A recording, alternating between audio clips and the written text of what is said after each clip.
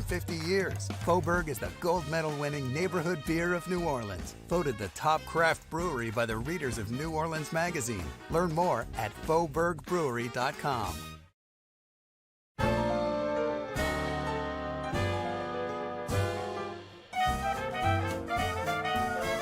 Hi, I'm Karen Swenson in the King's Room of the Rex Den, and I'll be your host as we take a look at the history, beauty, artwork, and philanthropy of the one and only Rex, King of Carnival, as the storied organization celebrates its 150th anniversary. Today's episode features the origin of the parade and how Rex balances innovation, artistry, and the commitment to its historical and traditional roots.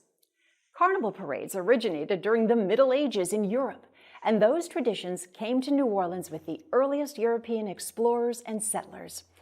In the years after the first appearance of the King of Carnival in 1872, Rex began to focus on turning its procession of simple wagons, riders, and maskers into colorful displays and rolling works of art for the New Orleans public to enjoy and for tourists to go home and tell their friends and neighbors about. The result is Mardi Gras as we know it today. In the early 1900s, the Rex Parade started really paying attention to the beauty of the floats in order to delight the public.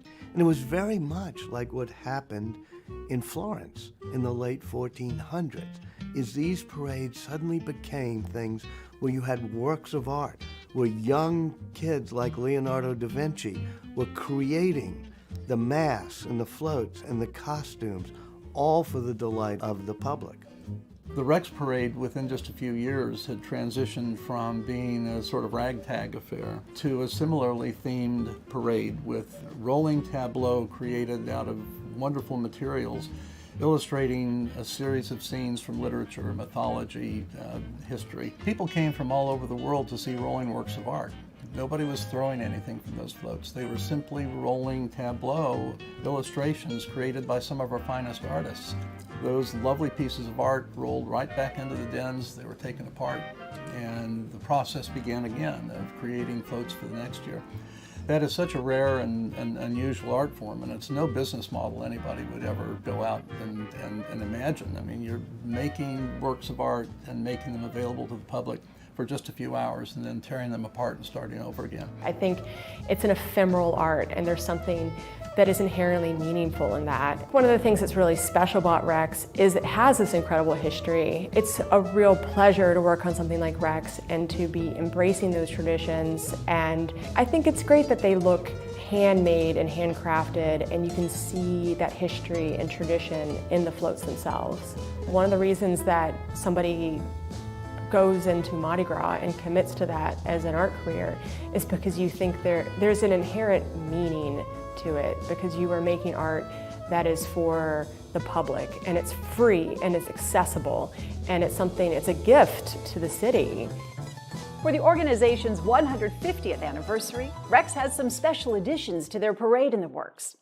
Here's Rex representative James Reese and third-generation Italian float maker Jonathan Berticelli to tell us about them.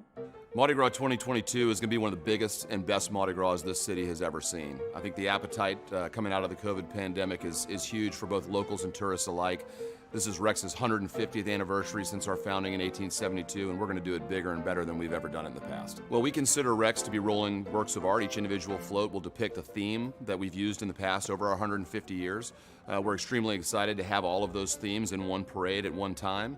We've added some elements like some Italian walking figures that we had once used in the 1950s that I think will enhance the look of the parade, and bigger, better bands. We've got bands, both local and out-of-town bands participating, as well as a riderless float that will lead the parade out that itself is a rolling work of art depicting some of the scenes of our 150th anniversary. I'm a third-generation float builder. My family did this kind of work in Italy, in Viareggio, and here I am today. Viareggio is a small city with a huge carnival tradition, huge. They make the most phenomenal, gigantic carnival floats in the world.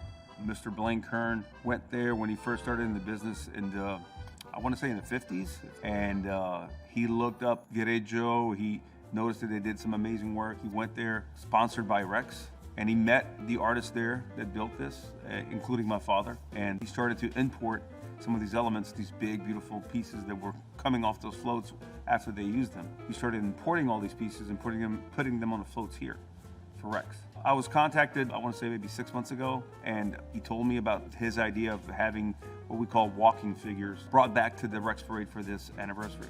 And these walking figures are papier-mâché figures that are hollow and light, and a person gets in them and carries them. It's basically a figure, it's the waist up, the arms, and somebody gets in it and carries it. So the person that carries it, their legs become part of the walking figure, the visual of it. So you see these little legs carrying this giant torso, and they become like 10, 12 feet tall, and they bop and walk around the parade route. They're very entertaining. Rex had them years ago in their parades in the 60s, which they were imported from Italy.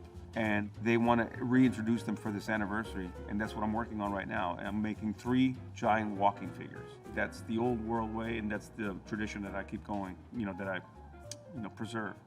The spectacle that began 150 years ago has grown to become something so broad and so important to this city. The founders would be so proud of that. One thing that I'm so pleased with the Rex organization is that we've maintained that traditional approach to that art form. We still use the same materials that would have been used in those early days. Our themed parades are created and imagined years in advance, and preserving that art form is part of what Rex's legacy will always be.